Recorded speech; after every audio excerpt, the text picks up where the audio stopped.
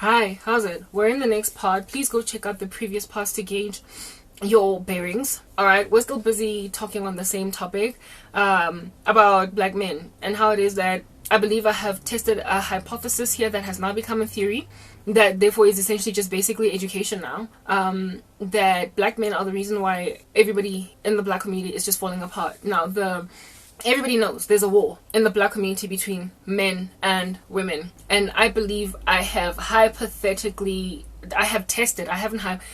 tested a hypothesis that has been proven at this point to be a fact, and whether or not they want to deny it is irrelevant at this point, because I'm just waiting on God now. And I'm trying to explain to black women that the only way out of the entitlement by black men and them refusing to acknowledge that they need to change, seek the Lord, basically. You don't have to write them out. You don't have to be sad that there's nothing I can do to fix this. You just need to stop and wait on God, because then time will ultimately fix this. God will give you what you need, even if it's not in a black man. I went on right ahead to describe in the previous part that black men are currently sending the same laments or the same complaints out in the world that many other men of, I guess, different races are sending, claiming that we have become feministic, that we have chosen our careers over them, over raising children over them. But yeah, you get my point. And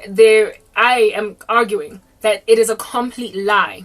And the reason why this is the truth is that even though we have become economically stronger, financially we're able to more cater to ourselves, I have never observed in my life any other single demographic of women that is more serving of men than black women, in spite of careers, in spite of everything that they acquire that makes them apparently less womanly. The reason I say this is because ever since I was a kid, dating, maybe like within teenage years, I have only ever observed black girls, and then later on as I grew older, women make themselves the servants, the domestic servants of their boyfriends in a way that was kind of hypocritical of the women, because they weren't even that way in their own homes with their moms and dads.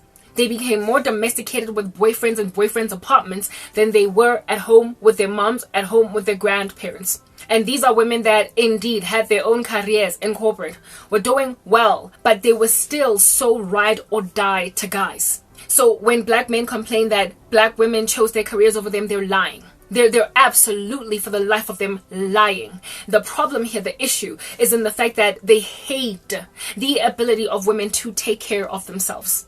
They are not necessarily unfed when it comes to all the responsibilities that a woman usually gives a man. They have that. Guys, black women are ride or die, like in the worst way. They are ride or die to guys sometimes that are just animals, like monsters. Even when they've got careers. And they also, like I said, kanyimbao, and these kinds of women, like these slay queens that will only be with wealthy men. In the black community, I swear to you right now, they are the exception. They're the exception. Most black women will date a guy that has nothing. All my friends, guys, please, I don't have friends anymore. Everybody has betrayed the living daylights out of me. But those ladies that I used to ride with back in the day, a good, like out of all 100 of us, let's use the ubiquitous number 100, perhaps a good 80 of them. So in other words, 80% of them had boyfriends that were lesser than them socio-economically. Their boyfriends did not have as much, or they were not as educated as them. I was one, dating a guy earning less than me, less educated than me. My best friend was dating some dude that had lost his business and everything, and she was basically catering to his needs. My cousin was dating a guy that she was paying all the needs off after they had a baby. And one of my friends was dating some dude on a sebenzako macro, and she had like a job as a flight attendant with, I think, South African Airways. Like we're dealing with women that were making more money than these guys, and sometimes they were the ones in the equation that had apartments while these guys were staying at home with their parents. I personally had my own apartment when my boyfriend was still staying at home with his mother and dad. Yeah, so we were not slay queens and gold diggers. Kanyimba was an affair for the television, frankly. The bulk of us were happy to help them grow. We saw potential in them, and we were like, hey, we could one day become something. We could one day become something quite big. So I don't care that you don't have anything today, but we're going to work until we have something tomorrow. And I'm going to help you get there. They were ride or die. So the issue here in the black community with our men is that they don't even want us making that money, because that's just the thing. Ukvilapha, their laziness has made it such that they never ever get to a point where they catch up with the women. And so now they abuse the women for it. They want women who aren't made. They want biblical submission.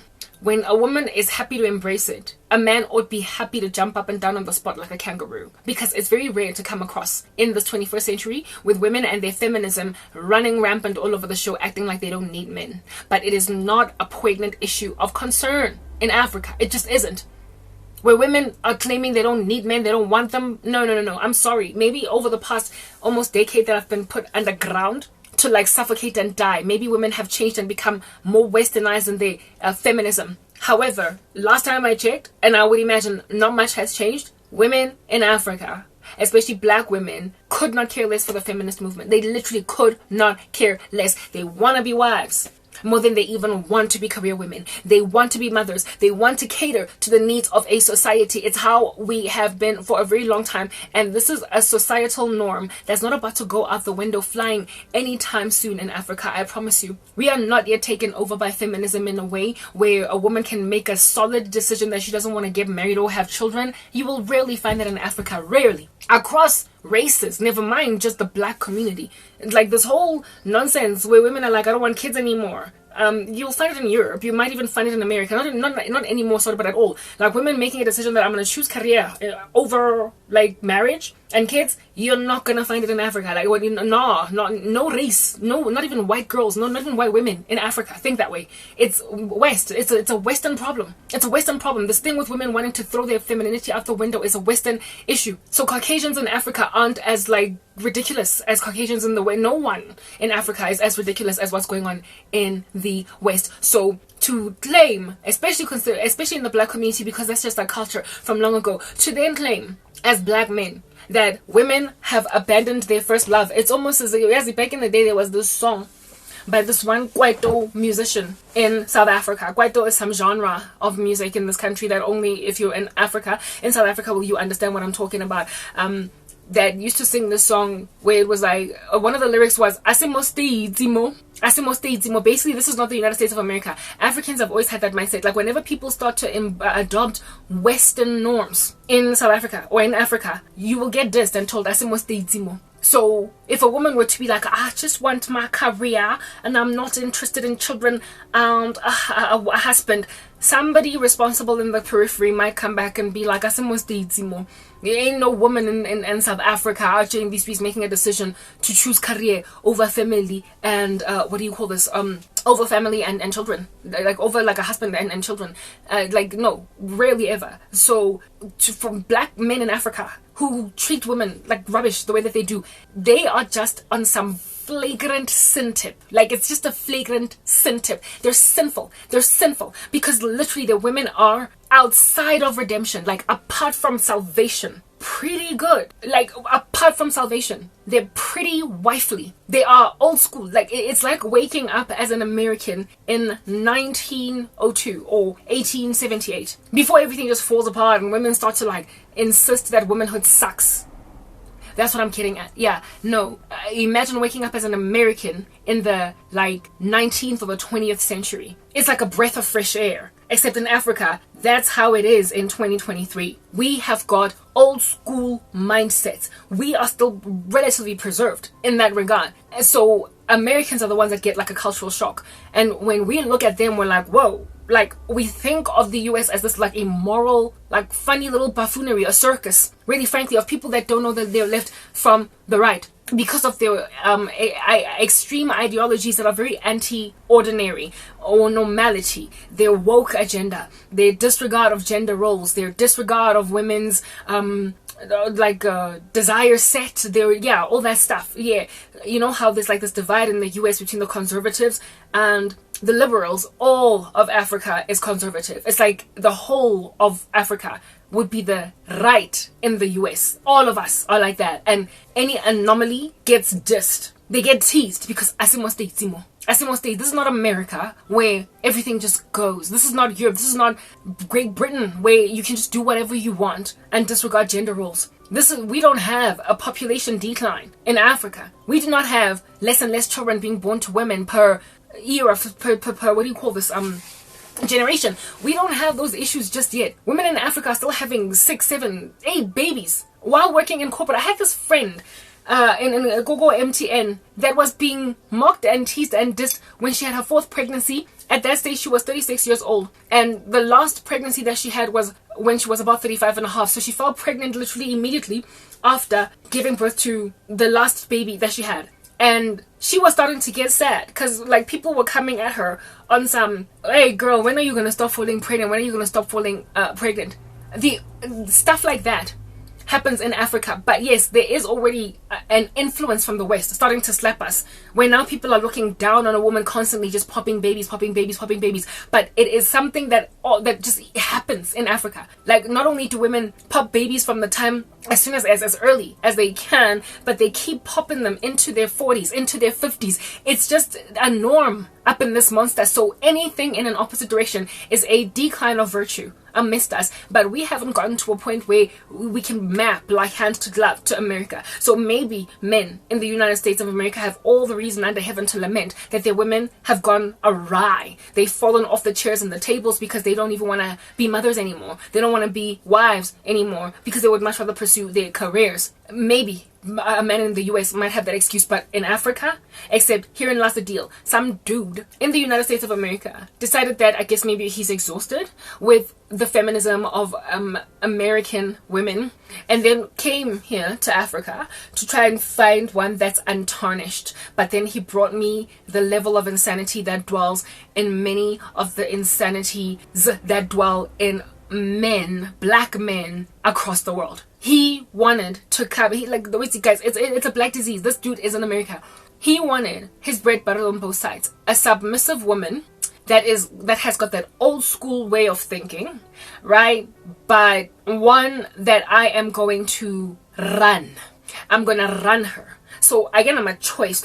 She has no options. She has no freedom. She has no legroom. I'm gonna control her. I don't want to be abused. Abuse of which is a real big, chunky, gargantuan problem amidst black African women. We are badly abused despite being exorbitantly ride or die. We are being severely infected with HIV despite being faithful to husbands. We are being coerced and subjugated to the tyranny, therefore, of polygamy, despite being inherently desirous of monogamy. And in history, we had to take that rubbish lying down because we had no money. However, that's changed. And now with money, black men cannot have their bread buttered on both sides. They cannot be polygamistic abusers of women, infecting them with HIV, and get away with it. Now black women are deciding to move, to get out, to break up, to divorce, to just not accept cheating on a husband, because they can actually move out and get their own apartment and still give their children the same quality of life that they had when they were living under the same roof with their dad. The qualm with black men is that they no longer can be as sinful as they desire and get away with it. Their issue is that they cannot be freely and just like literally reclining their chairs and throwing their legs up in a state of polygamy with women who have no choice. There was a time when a black man would rock up after marrying you, and you imagine this is the only, like, you're going to be the only wife, and then he's just going to come and be like, take it or leave it, I'm taking a second wife. And this woman would just ride it out because she had nowhere to go. Black women, mothers also, have this history, very unfortunately so, of once their daughters leave their households, like, insist that they stay with bad men. So even if you're abused, even if you don't want to be in a polygamous marriage, your mom will be like, my house is not available for you to come back into, because in and of myself, I am the wife of a man that does not want to be living with a grown woman daughter that has already been paid lobola for. I don't want to give refunds to this guy. I don't want to do ABC. So black girls had nowhere to go. Black women had nowhere to run when they were with like ridiculous, like rubbish husbands. Now, however, so if a dude is like, I want my lobola money back, the chick will go and write a check and be like, here. Now, when the woman is like, I'm sorry, no, I did not sign up to be in a polygamous marriage. So if you want to dissolve our common law marriage in favor, or our common law marriage indeed in favor of a customary one, okay, once we dissolve the common law marriage, I'm out. It's a divorce for me. I'm not going to insist on being like I'm not going to sit out being the second wife, etc. But our men, their qualms are in the fact that they can't have their bread buttered on both sides. The Bible is so protective of women.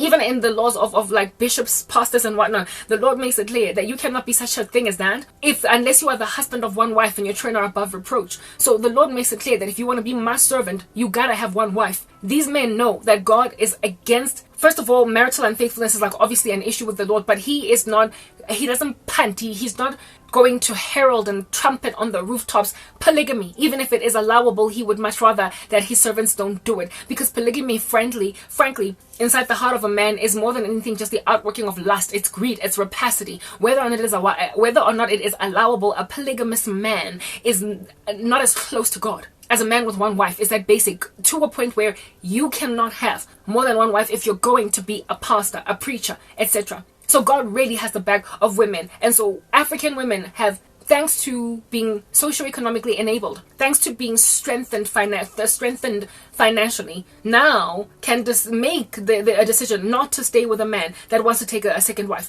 African women can also decide not to stay with a man that beats her up, not to stay with a man that disrespects her, calls her rubbish, or you like this cold environment where it's just a roommate establishment. He's cheating. HIV, goodness, HIV is such a problem in Africa. It is such a big fat chunky problem in Africa. And the unfortunate thing is the majority of Africans infected with HIV are women, but they're not the ones spreading it. It is because per individual male there are like 6 or 7 women that are infected. So mostly it's the women with all these children that are HIV positive, and it's just one guy that has infected them. So with that being an issue, then we of course needed to find protection in some way or the other. The Lord then strengthens us financially, and these guys are like, because they've got money, now abasafuni polygamy. Because they've got money, now abasafuni buy a divorce easily, or they just break up, they dump quickly. Like, they are quick to leave. These women are quick to leave when we act a fool. So like I said, they want their bread buttered on both sides, and God wants his disciples holy. He wants his Christians holy. And if at all a man claims to love the Lord and he wants a submissive wife indeed, as all men ought, but he wants to run the show, control, guard the locks to the house that he has incarcerated this woman in, that's not biblical marriage. That is some funny little weird megalomaniacal, controlling, heavily hostage-taking, ugly scenario that the Lord will have his daughters not be involved in. And so therefore, when then a man wants to foster this agenda in women that are above reproach at this point, which African women, they've got faults, they've got errors. Grandshap African women love their witchcraft, they will annoy you. But in this regard, African women are above reproach. This disrespect men movement all over the world that's slapping women across multiple nations, African women are not guilty of that. African women have their flaws. Like I said, these females love their witchcraft. But one thing they don't have going wrong for them is how they are in terms of respect or honor to men. We respect men, guys. It is just part and parcel of who we are. We are very serving. We are constantly bending over backwards for them. We are not at fault in this regard. If anything, African men ought to be enviable to the world of men around who are complaining about how much women are forgetting about their femininity. African men don't have that as an issue. They do not have that as an issue. So when then they treat women like trash, it is because they are sinners. They are abusing us because we are escaping their greed, their rapacity. And here it is that I personally am poverty stricken like no man's business, and there is some black man from America, an African American man, insisting that he's going to take me no matter what, and in order to take me, he's going to force my family to treat me like rubbish.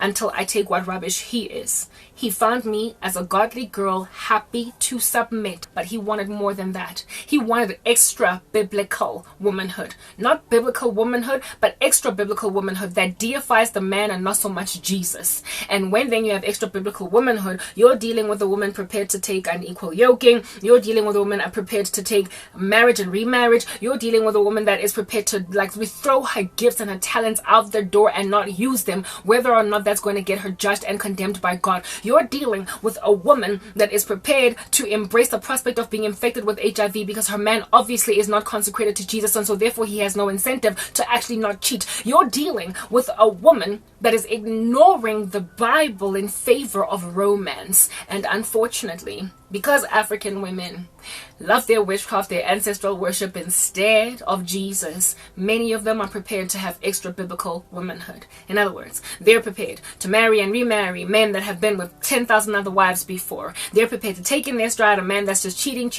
bringing her HIV, and so therefore putting her on a deathbed before her children can afford to lose their mama. They're prepared to take in their stride being beaten up by a dude to a pulp, unable to go and find anywhere else to go because you just want to get married. They are prepared to worship and idolize men over God. And when then they do such a thing as this, when they are embittered because they allowed rubbish men to come into their space and they want to force Karabo to settle for a man that wants Karabo to walk in an extra biblical womanhood.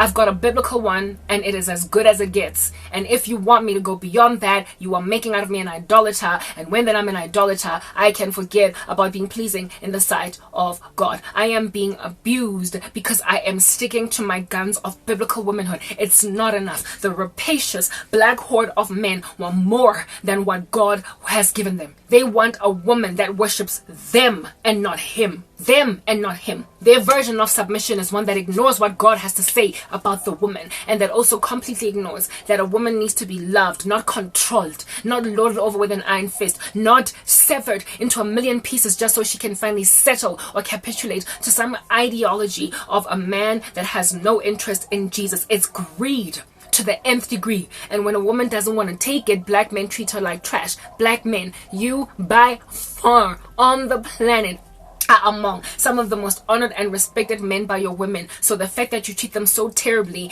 evidences that it's God you're sinning against. It is the Lord you refuse to honor.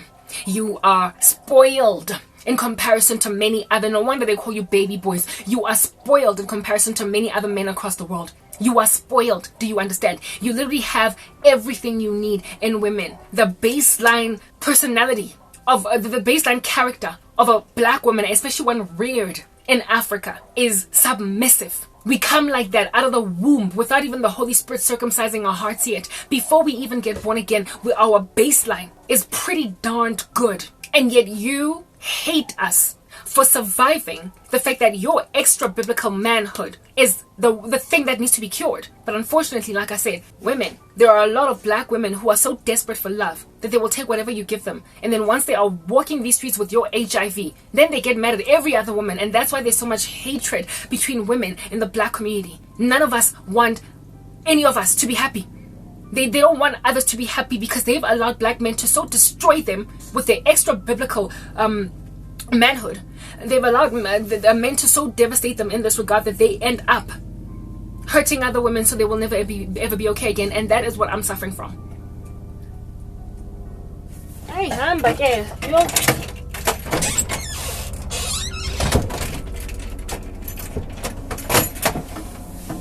That is what I'm suffering from. I am being persecuted by women who are irritated with what they call my ideologies that are insufferable, and never mind insufferable but impossible. Yes, they are jealous. They're like Cain with Abel. I've given God an acceptable sacrifice. They have given men themselves for worship. They have worshipped men. I have worshipped God. And they are saying, until you worship men, we are not going to let you go, except I'm nobody's prisoner here but Jesus. I'm a slave to Christ, no one else's. So it is very naive for women to treat me like rubbish, hoping that I will finally worship men. I will never get there. And the reason why I will never get there, let's finally once and for all seal this point in what it is under heaven that I wanted to seal it in, Why I will never ever end up worshiping men is because I have loved God. And He has, as a result of me loving Him, seen it fit to bear me up in His ways that I might not strike my foot against a stone. God has protected me from this menace in the US. God has protected me from black men and their extra-biblical manhood. God has protected me from black women and their worship of men and their insistence that I should go down to their level and worship Baal when I rather worship God. The Lord has gone before, prepared for me a table in the presence of my enemies, and shown what you get when you wait for God. You just keep getting delivered from snares, from deadly pestilences, and from the adder and the cobra and the young lion. You just keep getting rescued, which is what happened today. Let's move to the next part.